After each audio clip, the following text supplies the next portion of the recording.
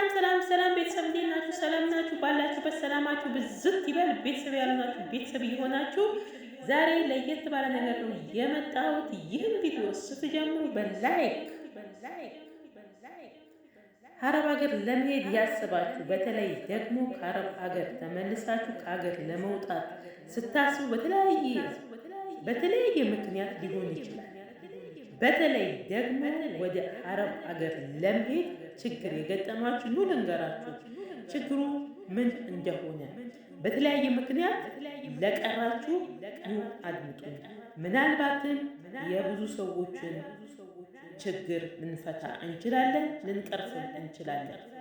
ወደ ዋናው ሀሳባችን ስንገባ ከሌላ ሀገር ኮንትራታችሁን ጨርሳችሁ ወይ ኮንትራታችሁ ሳትጨርሱ የመጣችሁ በተለያየ ችግር ማለት ነው ወደ ሌላ ሀገር ለመውጣት ስትፈልጉ ፓስፖርታችሁን ይዛችሁ ወደ ኤጀንሲ ታመራላችሁ። ግን አንድ ያላስተዋላችሁት ነገር አለ። ምን አትሉኝም? ለኤጀንሲ ሰራተኞች ፓስፖርታችሁን ሰጥታችሁ ወይም ለደላሎች ሰጥታችሁ ትመጣላችሁ። ከአንድ ወይም ከሁለት ሳምንት በኋላ ደውሎ ፓስፖርታችሁ ተይዟል ይላል። እናንተ ችግሩ ምንድን ነው ስትሉ ሌላ ቦታ ተመዝግባችኋል ብለው ይጠይቃሉ። እናንተ ደግሞ ሌላ ቦታ ካልተመዘገባችሁ መልሳችሁ የሚሆነው ሌላ ቦታ አልተመዘገብንም ነው። አሁንም መልሰው ይጠይቋችኋል። ወደ ሌላ ሀገር ሄዳችሁ ታውቃላችሁ ብሏችሁ ሲጠይቋችሁ ትክክለኛውን መልስ ነው መስጠት ያለባችሁ። ከሄዳችሁ ሄደናል። ይሄ ነገር ብዙውን ጊዜ የሄዱትን ሰዎች ስለሚመለከት ሌላ ሀገር ምናልባት ዱባይ፣ ሳዑዲ፣ ኳተር፣ ኩዌት፣ ባህሬን ከሄዳችሁ መጀመሪያ ሄደን ነበር ብላችሁ ትመልሳላችሁ። ከሄዳችሁ ነው። ካልሄዳችሁ አልሄድንም ነው የምትሉት። ብዙ ጊዜ ከአረብ ሀገር የተመለሱ ሰዎች ናቸው ይሄ ችግር እየገጠማቸው ያለው። ለዛ ነው እዚህ ጋር ጠንከር ብዬ እያወራራው ያለሁት ማለት ነው። እናንተ እውነትም ከአረብ ሀገር መልሳችሁ ከሀገር ለመውጣት ስትፈልጉ ይሄ ችግር ተፈጥሮ ከሆነ ትክክለኛው ነገር ትናገራላችሁ ማለት ነው። ይሄ የሚሰራው አሁንም ደጋግሜ እናገራለሁ። ይሄ ነገር የሚሰራው በብዛት ማለት ነው። ይሄ ችግር እየተፈጠረ ያለው መጀመሪያ አረብ ሀገር ሰርተው 1 ወር፣ 2 ወር፣ 3 ወር ኮንትራታቸውን ጨርሰው ይምጡ። ወደ አገር ከገቡ በኋላ ወደ ሌላ ሀገር ለመውጣት ሲፈልጉ እንደዚህ አይነት ችግሮች ይፈጠራሉ። አሁን እየነገርኳችሁ ያሉት ለእንደዚህ አይነት ሰዎች የሚጠቅመው ማለት ነው። ይሄን ከነገራችሁ በኋላ እነሱ ምን ይሆንላችኋል?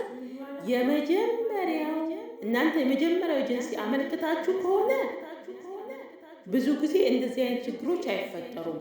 መጀመሪያ ወደ ኤግዛምፕል ስናመጣ ወደ ዱባይ ሄዳችሁ ከሆነ ዱባይ 2 ዓመትም 3 ወርም ሰርታችሁ ተመልሳችሁ መጥታችሁ በዛኛው ኤጀንሲ ከጀመራችሁ ብዙ ጊዜ እንደዚህ አይነት ችግሮች አይፈጠሩም። እንደዚህ አይነት ችግሮች የሚፈጠሩት ምኑ ጋር ነው? እናንተ ከዱባይ ሄዳችሁ ሰርታችሁ ተመልሳችሁ መጥታችሁ ሌላ ኤጀንሲ ስታመለክቱ እንደዚህ አይነት ችግሮች ይፈጠራሉ ማለት ነው። ከዛ ወዴት ይመራዋችኋል ማለት ነው? ወደ መጀመሪያው ኤጀንሲ ይመራዋችኋል።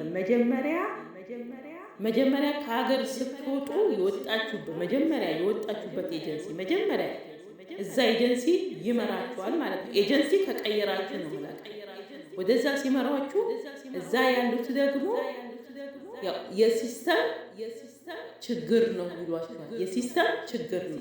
ችግሩ ከኛ ጋር አይደለም። ላለማስተካከል ሲፈልጉ ነው ይሄ ምክንያት የሚያቀርቡት ማለት ነው። ችግሩ ከኛ ጋር አይደለም፣ መጀመሪያ ከሄዳችሁበት አገር ነው ችግሩ ይሏችኋል ማለት ነው። ገባችሁ አሁን? እና ደግማችሁ ስትጠይቋቸውም የኛ ችግር አይደለም የሲስተም ችግር ነው። እናንተ ደግሞ ደጋግማችሁ ስትጠይቋቸው የሲስተም ነው የሚሏችሁ ማለት ነው። እውነት የሲስተም ችግር ነው። እነሱም አያውቁትም። መጀመሪያ ስንነሳ ሀሳቡ በደንብ ተረዳችሁት ከሆነ የፓስፖርት ነው። ፓስፖርት ስታስገቡ ነው ተይዟል እያላችሁ ያለው ማለት ነው። ይሄን ችግር እውነት ኤጀንሲዎች አያውቁትም ብላችሁ ታስባላችሁ? ችግሩን በደንብ ነው የሚያውቁት። አንዳንድ ኤጀንሲዎች አንዳንድ ጥቅማ ጥቅም ለማግኘት ብለው ብዙ ሰዎችን ያጉላላሉ።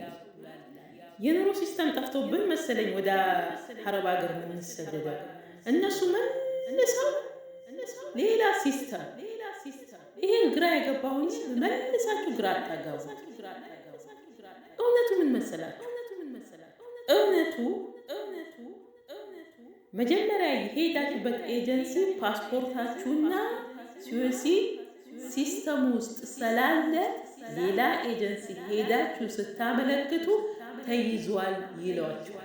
እነሱ ካለ ከነሱ ውስጥ የመጀመሪያው ኤጀንሲ ከነሱ ሲስተም ካላስወጣችሁ ሌላ ኤጀንሲ ሄዳችሁ ብታመለክቱ ተይዟል ነው የሚላችሁ። ሄዳችሁ ቀጥታ የመጀመሪያው ኤጀንሲ ሄዳችሁ ከሲስተም እንዲያስወጣ ከጠየቃችሁ በኋላ እምቢ ካላችሁ ወዴት ነው መሄድ ያለባችሁ? ወደ ማህበራዊ ጽሕፈት ቤት ሄዳችሁ ይሄን ጉዳይ በግልጽ መናገር አለባችሁ። ይሄን እያልኳችሁ ያለሁት የገጠመኝ ነገር ስላለ ለምን እኔም ስለገጠመኝ ሌላም ሰው እንዳይገጥመው በማሰብ ነው። ይሄን ነገር ለምን ለብዙ ሰው ሼር አድርጉት። ላይክ እያደረጋችሁ ብዙ ሰዎች ጋር እንዲደርስ አድርጉት ማለት ነው። ብዙ ሰዎች እኔ ከ1 2 3 4 ብዙ ሰዎችን አውቃለሁ እንደዚህ አይነት ችግር የገጠማቸው ማለት ነው።